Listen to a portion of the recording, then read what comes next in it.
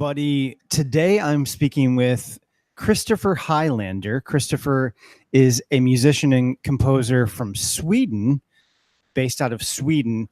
And Christopher has a really interesting story that he's going to share with you guys. And just so you know, before we start, the way that I met Christopher is kind of interesting. So a quick backstory. Over the last, I would say, month or two, over the last couple months, I've become really interested in Spotify and trying to learn as much as possible about Spotify, both to better promote my own music and just in general for my website and for this podcast to better inform all of my subscribers. I think Spotify is a really interesting platform.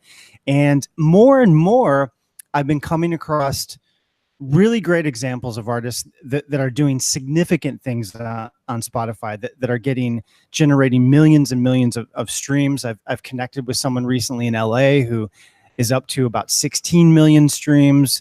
About a week ago, I was introduced to a person who's up to 58 million streams. And, you know, as recently as a couple of years ago, I think like a lot of us, like a lot of musicians, fairly skeptical about Spotify. You know, the idea of getting paid fractions of a penny for streams of my music just didn't seem exciting. But more and more, I'm starting to see the possibility, and I'm meeting and connecting with artists that are making real money on Spotify. So a couple of days ago, I was on YouTube and I was perusing different YouTube business videos, and I came across a music business video about, you know, how to make money, how to make a living as a musician I think this was last year in 2017 and beyond. And one of the comments on that video was a comment that Christopher left. And I'm going to paraphrase your comment, Christopher. I don't remember exactly what you said, but it was something along the lines of, I think you said, you know, I'm surprised you didn't really mention Spotify. You didn't really bring up Spotify.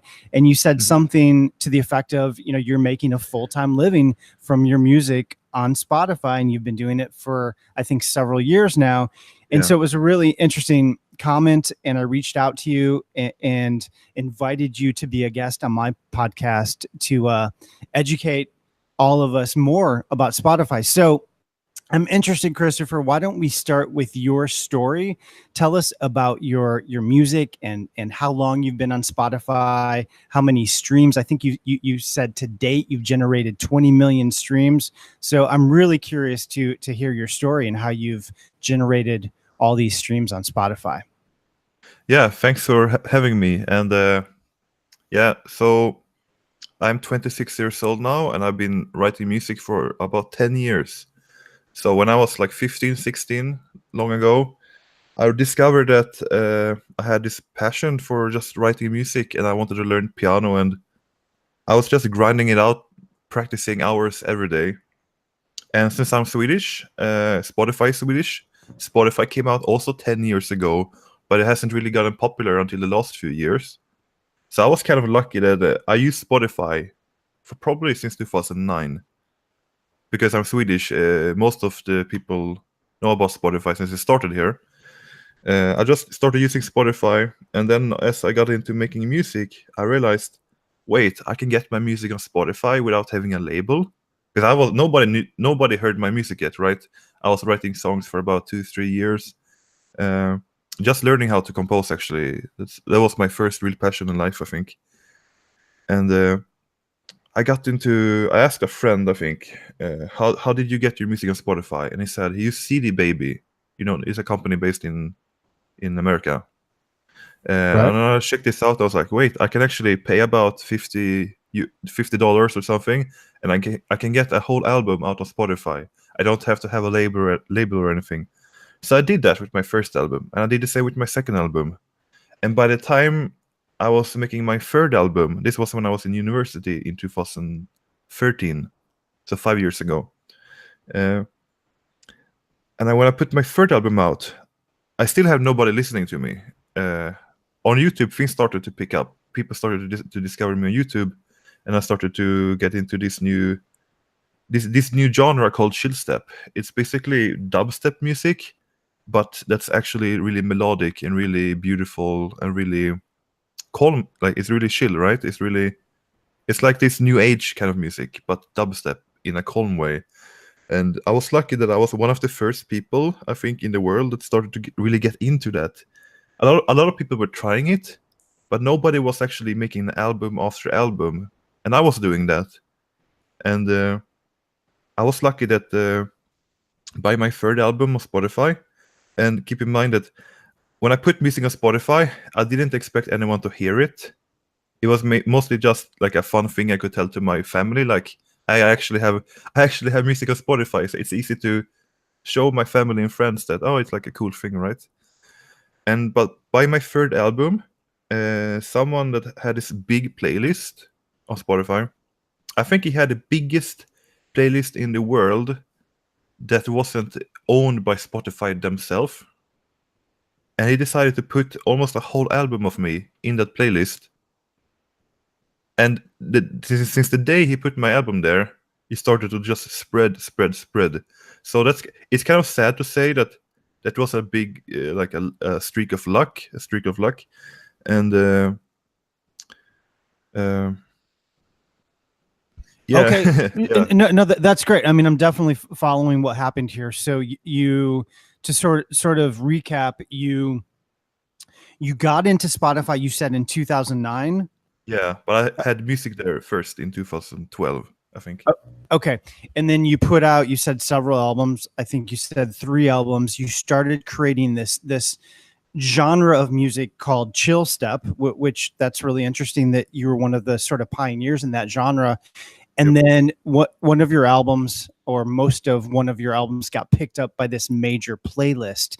And then from there, things sort of took off for you. So there's a couple things there. I think it's really interesting that, I mean, one of the things I'm hearing over and over, and I think one of the things that's becoming rather obvious, is that in order to do really well on Spotify, one of the keys is getting featured on playlists. You said in your case, it was more or less a stroke of luck. Sounds like you didn't initiate that. It sounds like they just added they came across your music, obviously liked it, and added your tracks.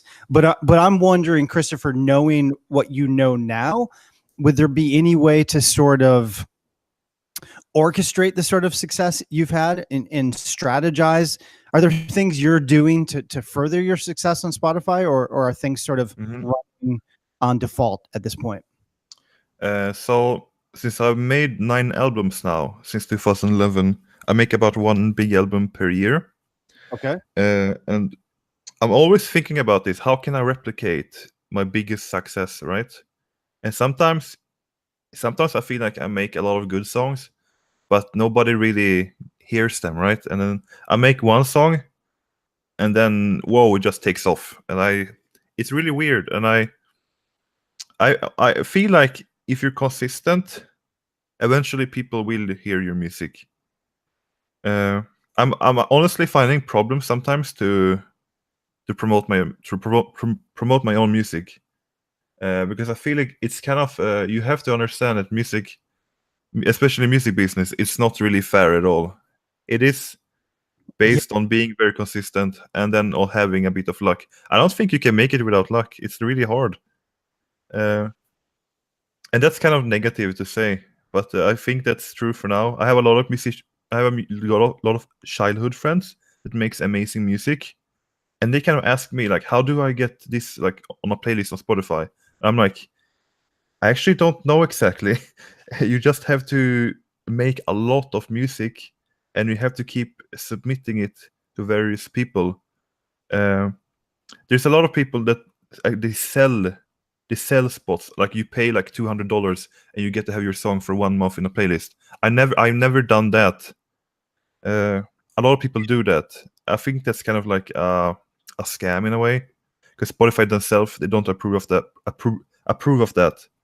But what's really exciting right now is that Spotify just launched this. It's just out of beta, where if you sign up as an artist on Spotify, so basically Spotify recognizes you as an artist.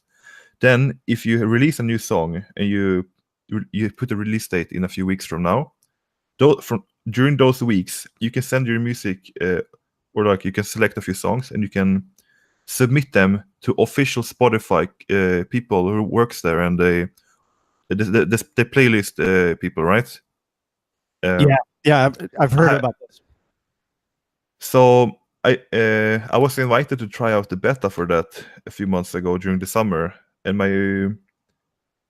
I submitted one song there called "The Pianist," and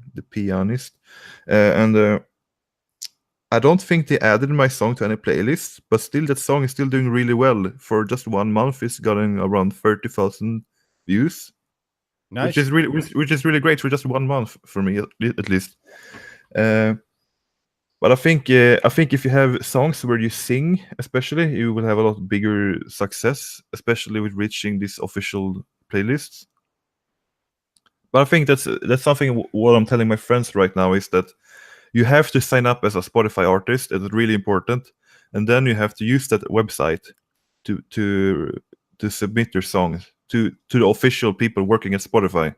Yeah, and just to kind of jump in for those of you that are listening to this that are new to this, so the way this works, like you said, Christopher, you can submit your music to Spotify via CD Baby, which is also the distribution service that I use, and through CD Baby, and you can correct me if I say anything wrong here, but through CD Baby there is a function, a tool called Spotify for Artists, or you can connect to Spotify for Artists. And from that page, you can manage your tracks, look at statistics, look at which playlist you've been featured on.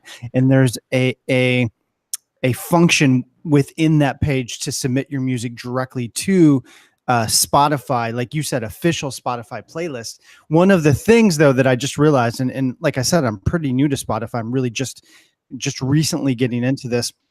But to submit your tracks to these Spotify playlists, your tracks actually have to be unreleased, right? So you have to. Yeah, they have to be unreleased. That's why. Usually, when I release music, I just release them instantly, which is something I can't do from now on. From now on, every time I release a single, I'm going to put the 2 to 3 weeks release date in the future. And then during those weeks, I'm going to log into the Spotify artist page, and I'll just submit it. You have to fill out this information. Is it a vocal song? Who wrote the lyrics? Is it in English? It's like a lot of this stuff. And then you can probably be sure that they will listen to you. And if they think your music is good and it fits one of their playlists, you might get into a playlist, and that's potential millions of listeners. That's crazy. It hasn't happened to me yet. I was lucky to get into a private playlist and not into an official playlist. I'm hoping that's going to happen one day, because I started to sing, and I've been singing for many years, but I haven't really had my own voice in my own music yet. So that's something I'm excited about for this winter. No, that's awesome. I'm doing the same thing. I mean, good luck. Thank you. But yeah, I'm doing the same thing. And prior to learning about this, like you, I was just releasing music on Spotify. I wasn't really giving much thought to release dates. I was just putting music out, and I would release it right away. But I'm sort of re-strategizing, and my plan going forward, tell me what you think of this plan, is to release music. My goal is to release a new single every 2 weeks, 2 to 3 weeks. That's good, yeah. And then submit each single to Spotify playlist and hopefully pick up some traction that way. But I want to back up for all of you listening to this. So you said you're at about 20 million streams currently. Yeah, I was surprised because I hadn't checked that for like a year. And then I was like, wait, how much do I have actually? And then I went into this website and I just, whoa. What really is crazy is that I reached over 1.3 million individual people on Spotify. That's really crazy, because I thought it was not more. I don't know. It was more than 10 times as much as I expected. That's incredible. So 20 million streams. Let's talk a little bit about money, because there's I think some different a lot of people are saying different things in terms of how much Spotify streams generate, and you and I message back and forth. Yeah, it's definitely in the ballpark around, if you get 500,000 streams, that's $2,000. $500,000 streams is around 2,000. So 1 million is 4,000, right? Is math. Simple math. A lot of people are saying like they get like this, fraction of a dollar and stuff like that. But yeah, that's true, I guess. But if you like me, you compose the music, you record it, you produce it, you master it, you mix it, you earn 100% of that, right? Or maybe I think I earn 90% because CD Baby takes 10% cut or something like that. That Yeah. So 10% is pretty big, but is it fair to say then that the people bitching about that's those because they royalty own very amounts little. are signed to labels, or they just Yeah. don't get 100% of the royalties? Yeah. Yeah, sorry for interrupting you. That's yeah, that's true. That's probably because they earn a few percentage, right? Yeah. That means that they are sharing the royalties with a lot of people. And that's something that I guess when you're part of like, because I'm 26, right? So I guess I'm part of like the newer generations of producers and stuff like that, and musicians overall. So I had to learn how to do everything myself. But in the end, I guess I reap the reward because I don't have to split the royalties with anyone. And I have had people and managers and small labels that wanted to be like can we be your label, and like, can I be your manager? Like, you just have to split 20 or 30% or 50% of your royalties. And I'm like, if I do that, I can't pay rent.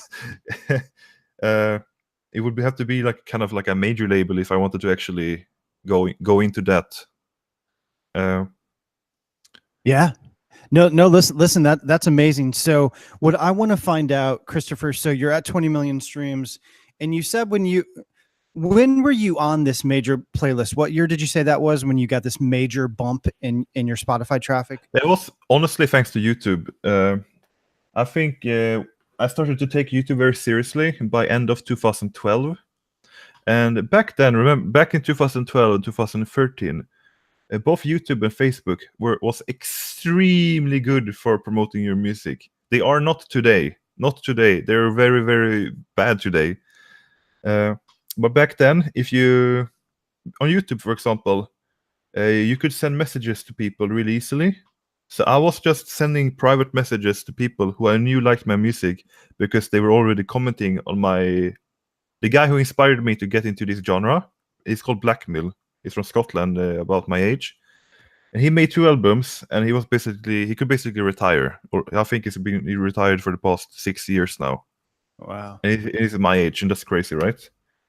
But he inspired me to make this music. So I was like, because I had a feeling, I think people would like my music if they like his music. So I started to message people that commented on his videos. 100, I would message maybe up to 1,000 people. A lot of people, some people would be angry because they would be like, stop trying to promote your music.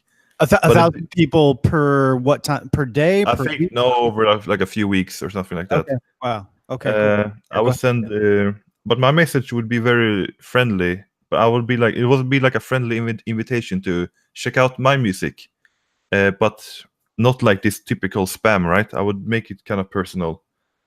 And a lot of people would be angry, but the vast majority would actually be surprised. They'd be like, oh, wait, I actually love your music. And nice. That way, I grew my YouTube channel up to around 10,000 subscribers very, very quick. And those people, in turn, started to listen to me on Spotify as well. And I guess one of these people, he just happened to own this playlist, and he really loved my music, and he put my music along with other more unknown artists in there, and he basically made us being able to live from our music. But what's interesting now is that most of my streams, they don't come from playlists anymore. They come from private people's playlist and the weekly generated list. Do not underestimate the weekly list, that gets randomized and generated for you. If I can jump in really quick though, because you said something really interesting, and I want to sort of highlight this because you said earlier in the conversation that a lot of this is just luck, right? You were lucky in the sense that you were featured on this very prominent playlist, and that obviously brought a lot more traffic your way. But at the same time, what I'm hearing is you put in a lot of work. You obviously created the music. You emailed up to 1,000 people on YouTube. So you were obviously actively promoting and getting your music out there as well. So it sounds to me like it's a combination of a lot of work and Sure, luck. it's both. Is that fair to say? Yeah, but I guess with the hard work, it's still not enough. I guess you need the luck. I guess the luck comes from the hard work in a sense. I mean, the thing is, I've made about 8 or 9 albums in this genre, and I think nobody has done that in this niche of a genre. I have made the most music in the world, I think, and that's because I guess I haven't had a job, so I've just been able to live pretty cheap, and I've just been grinding and composing, playing piano every day, and just trying to make quality music. And it seems like it's working. Some months have been harder than others, sure, and it's What- kind of fun. Sorry to interrupt you. Yeah. Do you mind me asking what you make on an average month from Spotify? And do you have other revenue streams as well, or just Spotify? Right now, it's 90% is Spotify. Rest is iTunes and Bandcamp. And for Okay. me, it's kind of scary because I don't want to have everything coming from one revenue.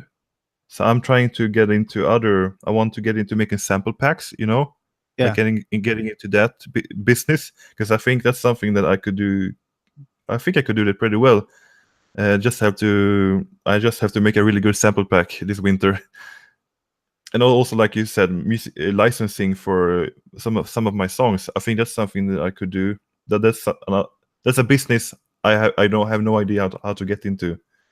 Yeah. But yeah, I make a good month would be $2,000. Okay. Well, that's amazing. That's incredible. A couple Bad month would be 1,000. Okay, so between So $1,000 and $2,000 a month. Yeah, it's not a lot of. It's not the most money, but you can live off that in Sweden, and that's what's important, right? Live from your hobby. Exactly, and like you said, you're only 26. You have your whole career I ahead of you. haven't started touring yet. I think I could have been touring for years. I'm just kind of shy, and I don't really perform live, so it's something that I haven't really done yet either. Well, listen, as as my way of saying thanks for doing this podcast, I will send you several of my courses on licensing. So that would be awesome. Another revenue stream for you to look into. I think this is great, though. I think $1,000 to $2,000 a month just from Spotify. Yeah. Now, at this point, do you see it growing from here? Are you able? Is the money pretty consistent, or do you? It is extremely consistent, which is weird because I've been getting paid almost every month since August 2014. That's over 4 years now. Yeah. And for me, after the first few months, I was like, okay, this is gonna end at any time. This is gonna end very soon. And then 1 year, and then 2 years, and I'm asking myself, why is this? How does this keep going? When is it gonna stop? And how come it's this? Because for a few years, it's kind of been stagnant. Like it's been around the same all the time. And I feel like, how do I grow from here? And that's something I'm still working on. Have you? What about actively trying to get featured on more playlists, on different playlists? Is that something you've? I've been trying, but I don't think a single one have answered my emails. Not a single one. Wow, that's crazy, especially considering all the success you've had so far. Yeah, Why I do you feel think like that is? I'm too successful for never being answered. But because there's these YouTube channels, YouTube promoters. Mm-hmm. They have these channels with like 500,000 subscribers, and they upload daily songs from various artists. Yeah, I've had big success on their mixes. Some of the mixes have like 20 million views, and I have 2 songs in the start or something like that. So my music has I think my music has been heard more than 100 million times on YouTube, and that's crazy. It's like, what? So I feel like a lot of these channels have been being built on top of music like me. Mm-hmm. Like my music and other people's music, especially in the chill step genre. But a lot of these channels, they're very big now, so they don't even respond to me in emails or anything. But I feel like they still get promoted sometimes, some of my songs. But I feel it's sending. I kind of stopped sending people emails. I stopped sending promoters emails. I stopped trying to get on playlists and stuff like that, in that sense where I'm sending emails to private persons that have this big list, because I feel like I know I should keep doing it, but I feel like I just get really depressed and let down when I never get any reply. So I understand that it's very annoying annoying. It's very sad when you never get a reply. And then at like random times, people promote my music anyway. So I don't know how that works. Well, so, and it might be hard for you to answer this question, but what I want to ask you is, you've had all the success, 20 million streams on Spotify. What advice do you have to other artists? If for people listening to this want to go further on Spotify, want to get, like myself, for example, I'm really just getting started. I have very few listeners. What can we do to try and sort of follow in your footsteps? Are there any specific tips or strategies you would recommend? So the biggest tip is it's better to be a big fish in a small pond than a small fish in a big pond. I know you should make the music that you love, make the music that you really care about, right? You shouldn't just make pop music because you think it's gonna sell. It's definitely important to find your niche and be unique in that niche. You have to stand out somehow. So here's what happened to a really important thing, a big turning point in my life. I made music when I was like 18, 19, many years ago. I made piano music, I made orchestral music when I was a beginner. Some of these songs got like 100,000 views on YouTube, but I noticed nobody is subscribing, nobody is caring. Why is this getting so much views, but people don't care? I realized that I don't have an artist name, and I use my real name, right? I use my real name, Christopher Highlander. You don't have a what? I didn't catch that. You don't have a what did you say? I didn't use an artist name in the beginning. I didn't have like an alias for my music. Okay. I just used my real name. And I realized that I need to build a brand about my music. So I decided to take this Killigrew, this old English last name, like a family name. And I started to build my brand really slowly. First year, it was really slow. I think I had around 300 subscribers after 1 year. But that tripled every year almost. Tripled as I slowly built my brand up. And with my brand, I use a lot of nature wallpapers and a lot of trees and forests. I wanted people to connect my music to nature, my music to forests, and I don't know, make people be a little bit more spiritual and loving and caring, and all that. And that seems to have kind of worked. And people really connect my music to that now. And I don't think that. Yeah, do you know what I mean? Go ahead. I don't know what to say more, but yeah. No, that's good stuff. I think there's a couple key things that you said. One is big fish in a small pond. So it sounds to me like one of the keys to your success has been, like you said, you're one of the first people to make chill step, which is, that might be hard for the average musician to replicate. They have no idea what genre is even. But certainly that idea of finding a niche, and I've come across a few other similar success stories in the licensing space. There's an artist that I work with, Chuck Hughes, who I talk about quite frequently. He's a rockabilly artist, and he's done super well in licensing.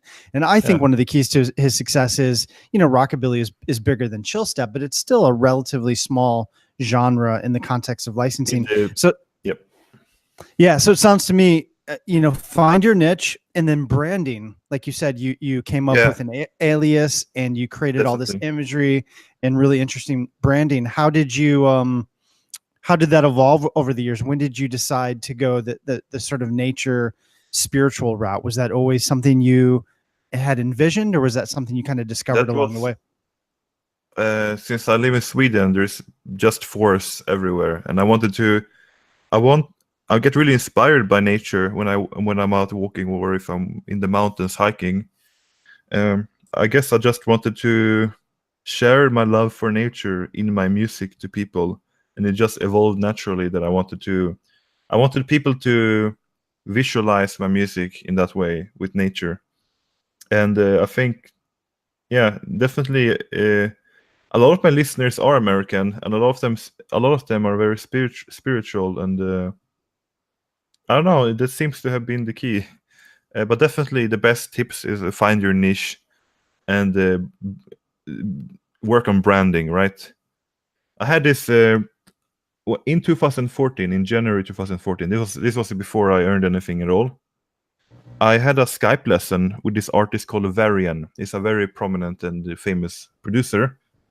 And I basically had this 1 or 2 hour Skype lesson with him. He basically told me that your music sounds good. I mean, the melodies are good, but your mixing is very bad, and that made me hate my music. I couldn't release anything for almost 2 years after that.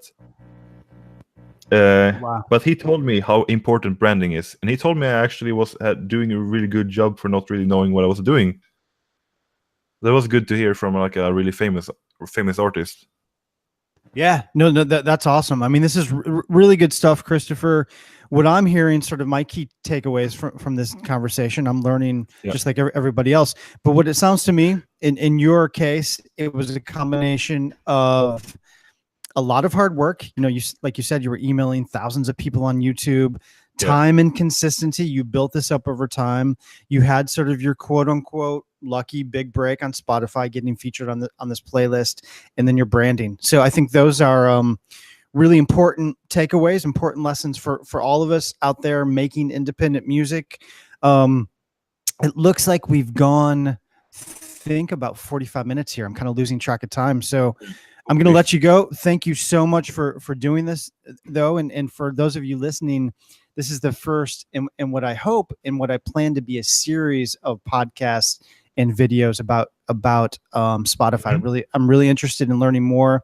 I think the potential on Spotify is significant, and more I'm coming across great stories like yours, Christopher. So thank you so much for doing this. Can I say a few final words? Sure, absolutely. Spotify definitely the most important platform right now. Today in this year, probably Spotify is going to be the most important platform for the next few years. But I'm definitely seeing YouTube and Facebook for music, at least for music, is going downhill. It's been going downhill for the past few years. You don't have the same reach as you used to have. Very, very, very limited reach. Why do you think that is? Because they want you to pay a lot of money to promote it, and you didn't have to do that before. And even if you pay, it's still very limited. And I think that you have to be aware of the new platforms that's coming up, and you have to kind of be early to know. Like, you have to be quick. There's a lot of people always hype about these different platforms, Reverb Nation, and I'm like, I don't think you need to be on that at all. Not that important. I think YouTube definitely caters to people that are already really big. It used to be good for if you were a new YouTuber. It used to be pretty good, but I think these days the YouTube only cares about the already famous people, so it's really hard to grow there. Really hard. Yeah, definitely important what you name your videos, the titles. That's what actually gets you views. Yeah, it seems like with YouTube. Tell me what you think. My sense is that YouTube has gotten so big, and there's so many content creators on YouTube. Yeah, it's saturated. It's oversaturated, and if you're new to YouTube, it seems like it's really hard. It seems like it would be really hard to build momentum, because there's just so many people already on there that are already doing well. Do you think that's part of it too? Maybe it isn't that YouTube doesn't care. It's just that there's so much content that it's hard to kind of find your way if you're just starting out. Yeah. The problem is you can have a lot of subscribers, but they're not gonna see that you upload a video unless they go to your channel manually. Like, I'm just not a fan of the layout and everything. It's I don't know. It's not that good. It used to be very good though. Well, it seems like this is just sort of has been the nature of the music industry over the last keeps changing and keeps evolving, which is why I'm so interested in Spotify. Yeah, that's interesting too, because you never know, like in 1 or 2 years, 5 years, where do you want to be? Like, what websites do you want to be on? And That's really interesting. But Spotify, I think, definitely the powerhouse. I guess the Apple one, the Apple Music, is starting to grow a bit as well. I think I see maybe 5% of my income is from Apple now. That's weird because I don't really like that. I don't really like Apple products, but you gotta be everywhere. Oh, this is something that's amazing. You have to watch out for the Chinese markets and the Japanese because they all want to make the next Spotify. Yeah. My music has surprisingly millions of views in China, but they're not gonna pay me anything because they don't have laws that they have to pay for music. So while my music is popular in China, I don't really benefit from that, except that I don't know people. Is listen to it on It's what platform did they discover you in Oh, I China? don't know. There's all these mobile apps, and they're free, right? So they don't pay a cent to the artists at all. But I Well- think in a few years they will, right? In a few years they will have to make everything real, like Spotify. So definitely the Asian markets. I haven't thought about that until recently. Also the Middle Eastern. I think in there's a Middle Eastern kind of Spotify. I forgot the name for that now, but definitely there's gonna be more Spotify type of platforms that's gonna pay, and yeah, I mean it has just started in the streaming business, I think. Yeah, I mean, it seems to me like I said at the beginning of this podcast, as recently as a couple years ago, I was really cynical, like a lot of musicians, about Spotify, and to be honest, just the state of the music business in general. I've been making music for a long time. Yeah. For 20 years, I've been performing and writing and licensing, and I go through ups and downs, sort of emotionally. Yeah, that's And the if you- life. Right, that's, I'm sure you can relate as a fellow musician. And I really went through a period where I was really cynical and a little depressed about the state of things, and it was hard because here I am, I host this podcast, and I have this website, and I really want and need to be positive about the music industry. But really, for the first time, I would say, this year in particular, over the last few months, I'm starting to get really optimistic again. And the reason I'm optimistic is because I'm meeting more and more people like you, and I'm connecting with people that are finding ways to generate money, to generate revenue. Like you said, $2,000 a month in the grand scheme of things maybe isn't a ton of money, but it's from your music. You're living off of it. You're only 26. And so I think it's exciting, and hopefully things will continue to improve. Yeah. So again, thank you so much for doing this. What I want to do, Christopher, is tell everybody your website address where they can go learn more about you, and then we can play one of your songs at the end of this, if that's cool with you. But Yeah, sure. what is your website address? So I don't really use a website at all, actually. Okay. Or how can people find you? Bandcamp, Spotify? Bandcamp, Spotify would be the easiest, right? Just Killy Grew. And It's can kind you spell that for people so they can find it? that's KILLIGREW. It's a bit hard to pronunciate, actually, but just KILLI, and you can find it. Killy. People call me Killy. So KILLIGREU, Killigrew. Yeah, with a W in the end. The W on the end. So Yeah. so find Christopher. His alias, his musical project is Killigrew. Look him up on Spotify. Check out his music. Look at all the streams he's getting. And then if it's cool, Christopher, let's play. Can you send me a track after this? And I'll Yeah, I can send.